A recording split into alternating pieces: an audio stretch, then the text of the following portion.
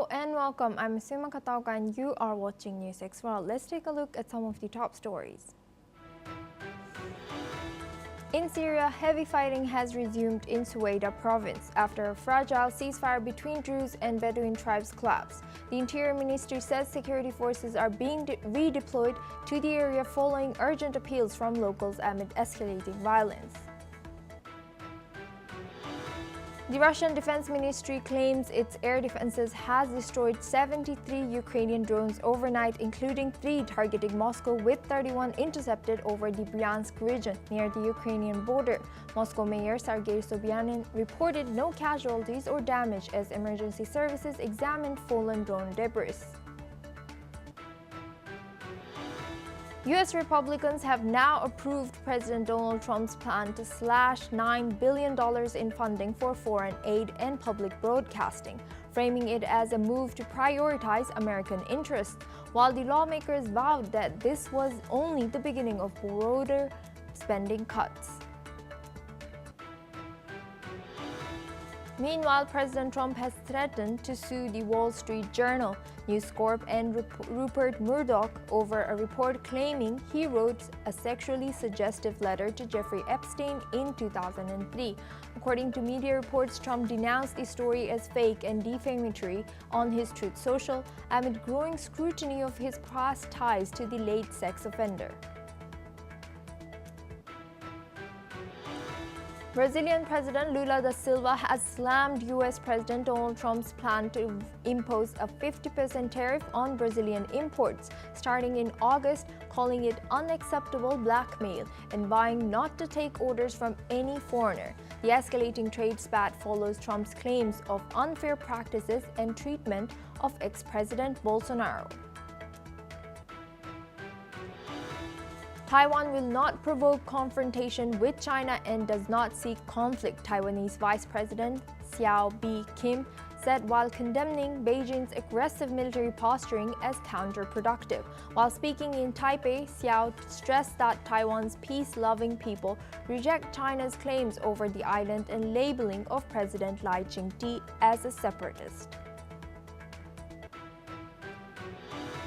Torrential rains have pounded South Korea for a third straight day, forcing over 5,000 people into shelters and killing at least 4, according to the local safety ministry, as President Lee Jae-myung urges stronger disaster prevention efforts.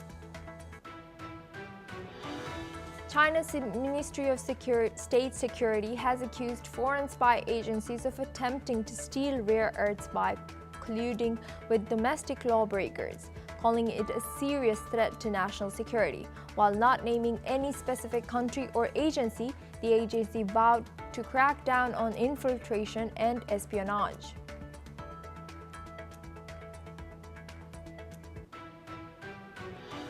In Syria, fresh clashes have erupted in Suwayda province after a ceasefire collapsed between Druze and Bedouin tribes. The Syrian Interior Minister says security forces are being redeployed to the region following local appeals amid spiraling violence. Israel, which has warned against government presence in the south, reportedly carried out a strike on Friday, targeting a Bedouin convoy in the Palmyra Homs highway just days after hitting Damascus. Bedouin fighters have launched a new offensive vowing to rescue detained tribal members. Syria's leadership has condemned Israel's strikes as violation of sovereignty, while questions mount over Tel Aviv's motives.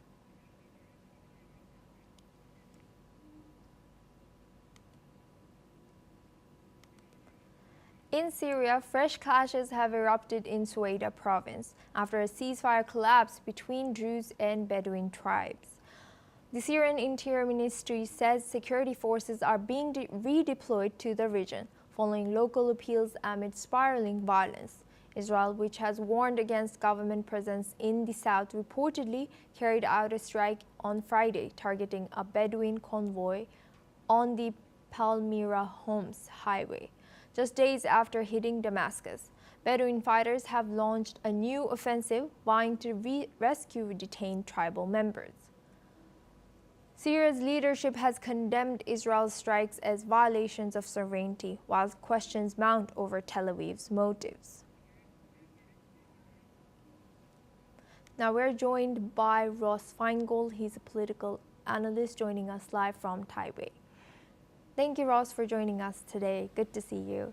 Now, given the Syrian Interior Ministry's redeployment of security forces and Israel's warnings against government's presence in the south, are we seeing the early stages of a deeper proxy confrontation in the southern Syria, according to you? It's certainly possible. It's, of course, a very fluid situation at the moment. And a lot depends on Israel's willingness to sustain its military activity in parts of southern Syria in support of the Druze minority. So that's really something that remains to be seen. From the perspective of the Syrian government, even if this week they had no choice but to redeploy their forces away from Suwayda, it's not an ideal situation. They are the new government, they are the central government, and understandably they expect to exercise their authority throughout the country, and it's not an ideal situation for the new president and his government not to be able to control parts of the country. Frankly, it's embarrassing for them. And Ross, now, looking at Israel's recent strikes, including one on the Bedouin convoy, they appear to be signaling growing concerns about security developments within Syria. What strategic message is Israel sending in being involved in these attacks, and how could this escalation affect regional stability? Israel wants to make it abundantly clear that whether it's in southern Lebanon and military movements by Hezbollah, or in southern Syria and military movements by the central government's army, or its new army, or Bedouin fighters, that if Israel perceives the movement of men or military equipment and weapons to be a threat to Israel's security, it's going to take action. And we've seen that from Israel in recent days, again, both in southern Lebanon and southern Syria.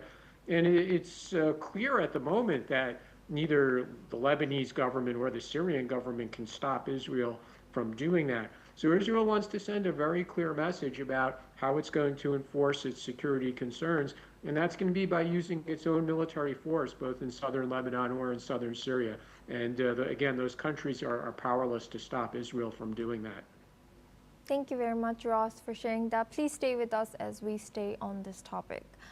2 U.S. intelligence sources have confirmed to CBS News that Iranian President Masoud Pezeshkian was injured during an Israeli airstrike last month, corroborating earlier reports from Iran's Fars news agency.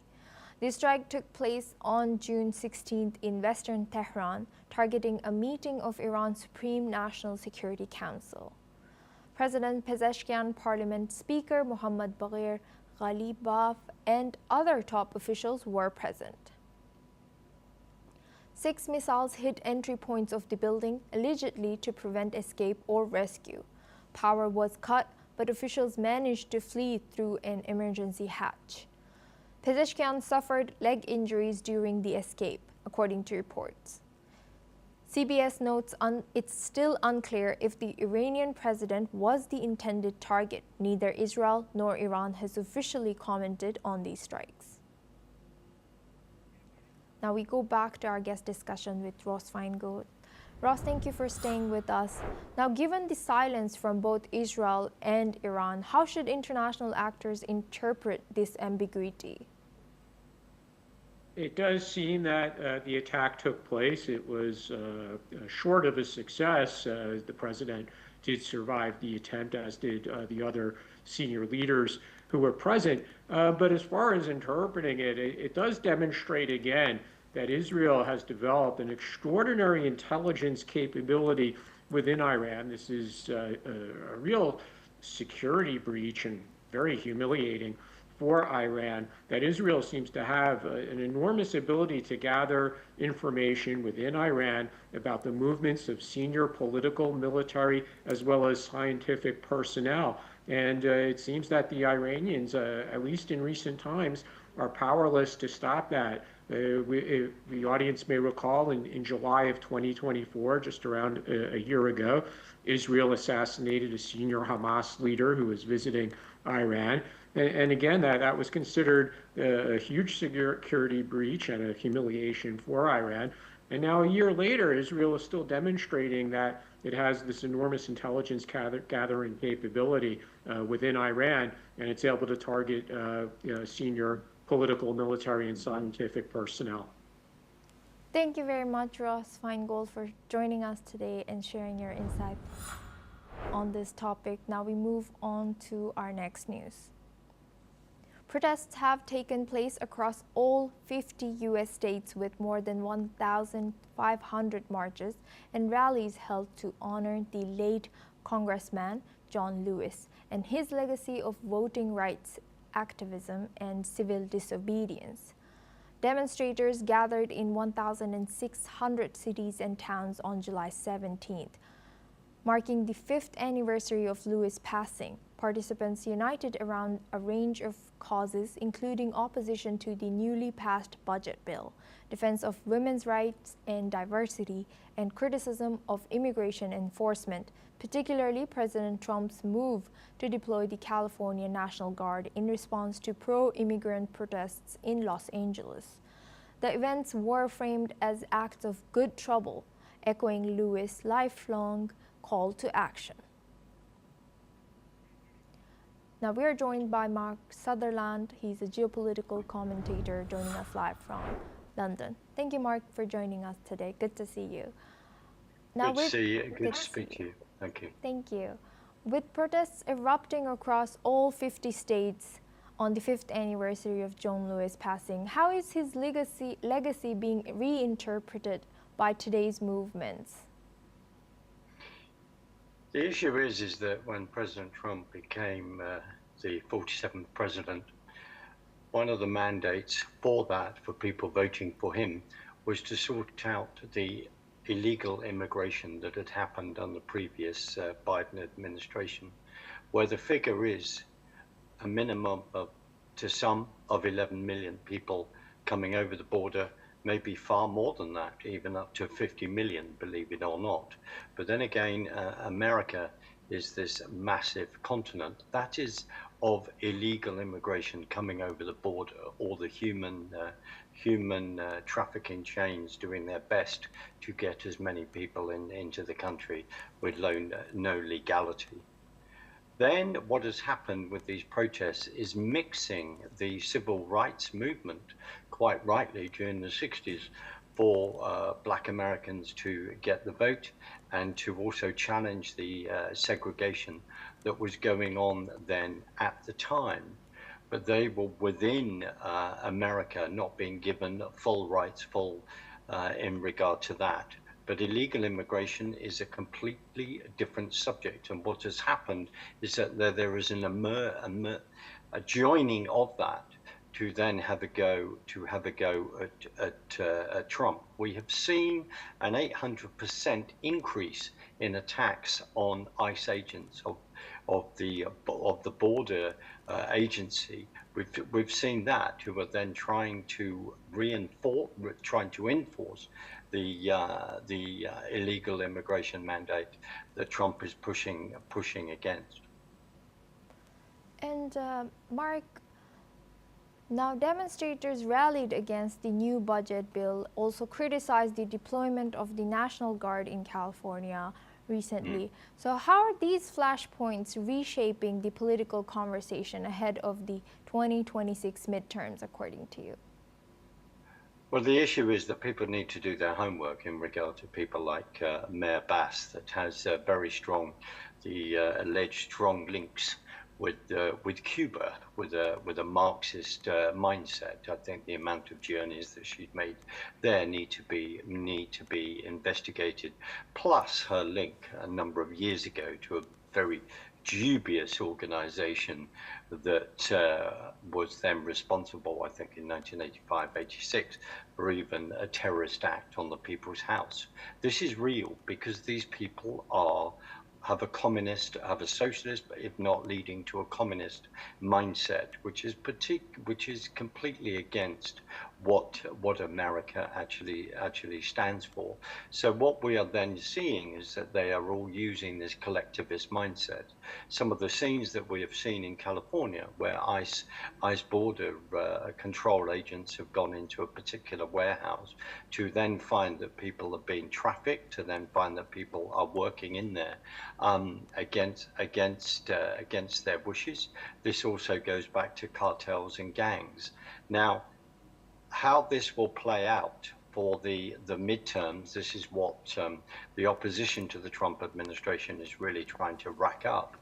But according to the voters of President Trump, to then the MAGA base, to the MAGA movement, they asked him to deal with the illegal immigration that has been going on the previous administration. If they see that he is doing that to the best of his ability, then that should be positive in regard to the voter turnout and how that plays out in 2 years' time. There is a lot to play for, but the issue is that trafficking of children across the border is a huge issue and has been a huge issue. 300,000 children have gone missing, and the Trump administration have been asked to deal with that. But when you are then dealing with opposition, when you have opposition forces that fundamentally don't believe in the American Constitution and what it represents, then you are going to see a clash, and then they are going to use any means at their disposal to overturn the administration. Thank you, Mark, for sharing that insight. Please stay with us as we stay on this topic. U.S. Secretary of State Marco Rubio has instructed diplomats to refrain from commenting on the fairness or integrity of foreign elections, marking a shift from the U.S.'s previous stance of promoting free and fair elections globally. The July 17th memo limits election-related statements to congratulating winners and focusing on shared foreign policy interests. Diplomats must seek senior approval or any such comments aligning with President Trump's policy of prioritizing national sovereignty and non-interference. The directive reflects the administration's move away from promoting democracy and human rights abroad, though critics argue it signals inconsistency, especially regarding allies with questionable human rights records. Now we go back to our guest discussion with Mark Sutherland, he's geopolitical commentator. Thank you, Mark, for staying with us. Now, how significant is this shift in U.S. foreign policy according to you? It's very interesting, isn't it? Partly because historically, there is big movements within the MAGA movement, within his base, who do not want any American intervention anymore around the world, where people get very annoyed when they think that America is the policeman of the world.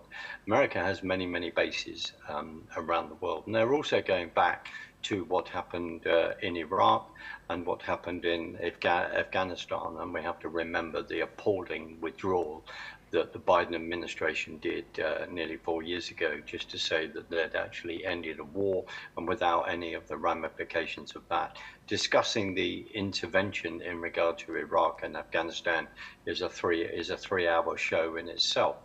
The big question that I would have, and I have to say this, is that they do need to tighten up on who they feel that they can then deal with. If they suddenly think that Jelani, in the new Syrian leader, is someone that they feel they can do business with, or they think, right, we'll now get rid of the sanctions against Syria, and then we have to look at what has been happening with the Syrian regime's attack against the Druze people on the Syrian southern border with Israel. They also need to look at their involvement with Qatar, etc. Certain things, bluntly, are not as straight as they should be. The actual tightening of this, which is to then get to centrally determine, say, we do not want a diplomatic corps shooting from the hip. We need people to be consistent on this. Could also, as you say, has made me some people already mindful of the midterms. It's a huge subject in discussing why certain people just want to be, it's all about America first and look internally, where I do feel very strongly that on many subjects, and especially I think as the Doge revealed in regard to US aid and where their money goes through, it's understandable that the American public, American citizens then feel resentful about some of where their money has gone, which they have not been asked to about whatsoever. We could also say that within the UK and many other countries. Yes, indeed. Thank you very much, Mark Sutherland, for joining us today and sharing your insight throughout our news. Now we move on to our next news. The U.S. House has passed 3 major cryptocurrency bills backed by the Trump administration. Lawmakers approved the Clarity Act and Genius Act to regulate digital assets and stablecoins. The Genius Act now heads to President Trump for signature. Trump has embraced crypto, launching his own coin and supporting industry growth. He's also pushing to open the $9 trillion retirement fund market to crypto. The House also passed a bill to block a digital dollar, though Senate approval remains uncertain.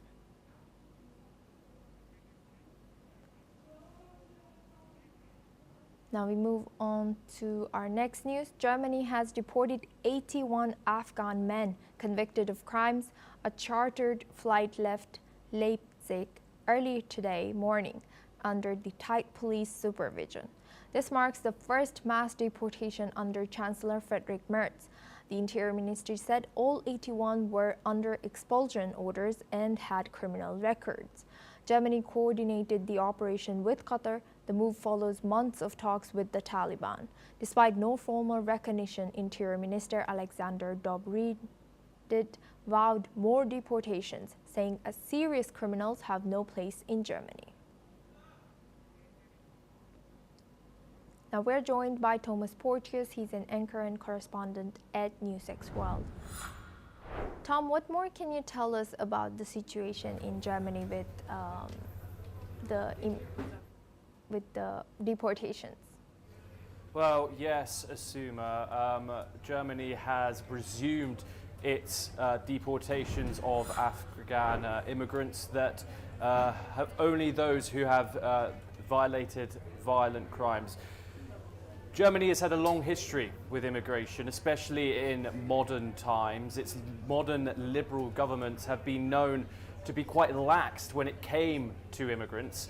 However, sentiment in the country is now rising to become quite anti-immigration. You've seen that with the rise of the AfD and even with the election of the current Chancellor Merz, who also campaigned actively on tackling the immigration problem that Germany faces.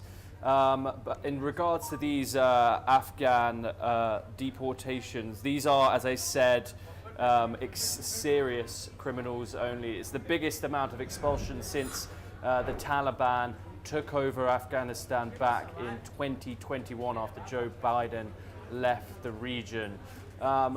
Germany has had an anti-immigration sentiment growing in it for the most recent years, mainly under the Liberal government, and now has voted in Chancellor Merz in order to tackle this problem. And so he is doing now what he promised. Germany has a huge immigrant population. It's got about 2 million Syrians alone living in the country, and some people have voiced concerns about stress on public welfare facilities. Also, there has been a certain number of attacks perpetrated by asylum seekers and immigrants in the country, which people obviously do not forget and make a huge impact on public sentiment when it comes to this issue. However, when it comes to these criminals, as I've said previously, these are only the most violent, which they are sending back to Afghanistan. Thank you very much, Thomas, for joining us and sharing that insight. Now let's take a look at some stories from the world of sports. England's Lucy Bronze credited great determination and hard work for her side's comeback win over Sweden in the UEFA Women's Quarter Final. After falling 2 goals behind in the first half, England fought back to level the match. Meanwhile, Bronze scored the first goal and later sealed victory in a 3-2 penalty shootout. Moreover, her efforts drew praise from coach Serena Wiegman and teammate Beth Mead. Bronze said she hopes her fighting spirit can motivate the rest of the team. Iraq coach Graham Arnold says he's confident of guiding the nation to its first World Cup in nearly 40 years, after Iraq was drawn against Saudi Arabia and Indonesia in the next phase of Asian qualifying. The matches will take place in Jeddah this October, with the group winner earning a direct spot in the 2026 World Cup hosted by the US, Canada, and Mexico. Arnold, who replaced Jesus Casas in May, said Iraq's higher FIFA ranking and strong national pride would be key to success, adding he's familiar with both opponents' strengths and weaknesses. 3-time Grand Slam finalist Ons Jabeur has announced she's taking a break from tennis, citing physical and emotional struggles. The 30-year-old Tunisian, the first Arab woman to reach a Grand Slam final, has battled poor form and health issues this season, including breathing troubles and a recent retirement from Wimbledon's first round. Jabeur said she no longer felt truly happy on court, adding that she needed time away to recover both mentally and physically.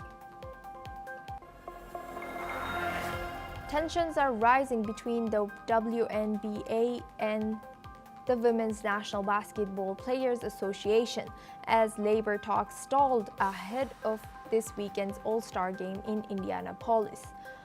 More than 40 players met with league officials, but the union said the WNBA's response failed to address key demands, including fair revenue sharing, better working conditions, and long-term security for future generations. Meanwhile, the WNBA has not yet issued a response. Women's marathon world record holder Ruth Shepnengett has been provisionally suspended by the Athletics Integrity Unity for using a banned substance. The Kenyan athlete tested positive for hydrochlorothiazide, a diuretic that can be used to mask other prohibited drugs, in a March sample. Shepnengett initially opted for a voluntary suspension in April. The AIU has now formally imposed a charge as its investigation continues. Well, that's all we have time for. We will continue to bring more news updates from around the world.